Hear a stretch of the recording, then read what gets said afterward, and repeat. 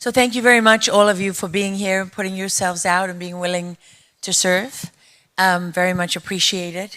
And I'd like to start with the elephant in the room, which is what is wrong with the GOP in the state of California? Pastor Che Ahn. I'm going to say something that's radical. The problem is not being a Democrat or a Republican. The problem is righteousness.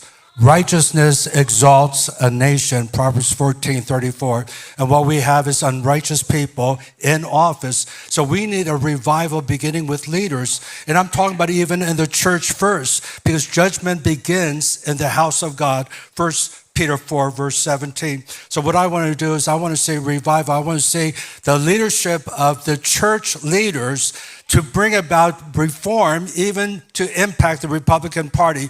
I'm going to ask other pastors to run for office like I'm running. I feel I'm setting an example that we can't just pray about the problems. We need to engage. The Bible says those who know their God will be strong and take action. Daniel chapter 11, verse 32.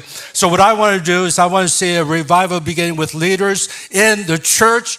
California is the breadbasket of the nation, yet food supply is under attack. Ranchers are being forced off their properties, particularly family farms. The meat packing industry is a monopoly. We are bringing in imported beef. We are destroying our food supply, and it's been sacrificed at the altar of false climate policies. With the World Economic Forum and COP33 and all these other things, still very much a threat. So water, of course, being critical to all of this. So I would like to know from each one of you what the top 3 things are you're going to do to take back control of the food supply and protect the ranchers and farmers of this state. God has so blessed California. When you think of Fresno County, if it was a nation, it would be the 5th richest agricultural nation in the world. And yet the farm industry is just in peril because of the infrastructure of not having enough water. We have water for 20 million people. We need it for 40 million. We are a state of 40 million people. And so, for example, the delta that brings in water to the farmers, we are dealing with not draining or removing the dirt in the delta. So because of endangered species, like the smelt fish, like the salmon. And so what we do is we have this runoff and we put the Delta River right into the Pacific Ocean instead of using it. We already passed a bill to increase the size of the Shasta Dam, and yet we're not giving a single cent for that. We passed a bill to have a desalination plant in Huntington Beach, and yet we have not acted on that. And so it's no longer we the people, but it's run by a totalitarian Marxist government that's communist, and they're dictating based on their ideology instead of the freedom that this country was founded on. So Laura and I both, the earlier group heard that Laura and I spoke at the Rev 17 conference in June. We raised $4 million to buy a facility for rescuing and nurturing child sex trafficked children back to health. And I serve on that board now, so it's very personal to me, and I know that Laura serves on several boards too. So this question is about sex trafficking, okay? The United States sex trafficking industry is #1 in the world, illustrating the extent of our depravity. Our country is now spending more money on raping little children than we are on illegal drugs.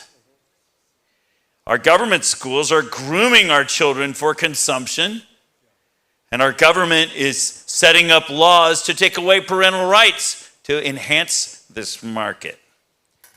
So, first, what do you think about that problem in California? How big is the problem in California? Second, are any of you already involved in addressing this issue? I hate it when politicians say, if you elect me, I will do X. What are you doing now to address this problem? And third, if you are elected governor, what would you do then? How about that? And just to set the stage for this for all of you, we're talking about sex trafficking is how you murder a child without killing them. I mentioned that righteousness exalts a nation. We've had really an evil government.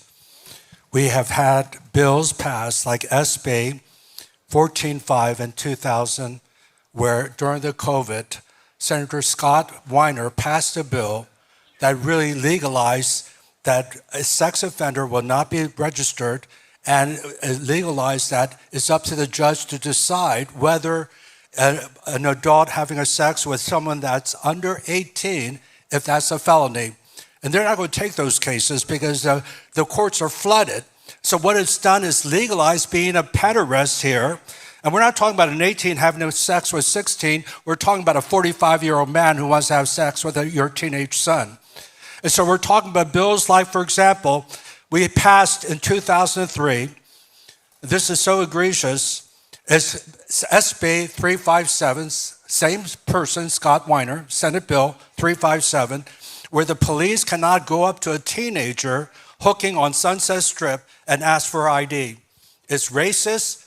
It's basically, we're defying the police. We don't have time for this. Since that became law, human trafficking in Los Angeles has increased threefold, tripled, based on the research I've done.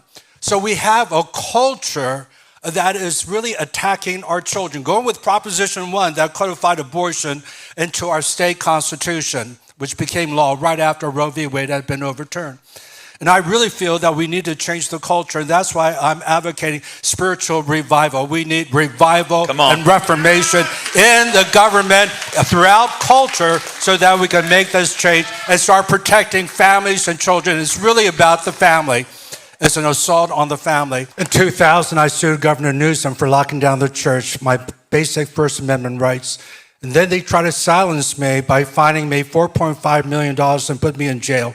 By God's grace, I went to the Supreme Court and I defended my freedom to speak about this issue. I won 6-3. I beat Newsom, then I'll beat him again. Of the 13 candidates who participated in the Take Your Power Back California Governor Showdown, which two candidates would you most likely to see advance in the race for California's governor? These were the results. We can see that the top two candidates were Che Ahn at 57.1% and Louis Herms at 34.6%. The two trailing behind, Steve Hilton, 25.8%, and David Serpa at 11.7%.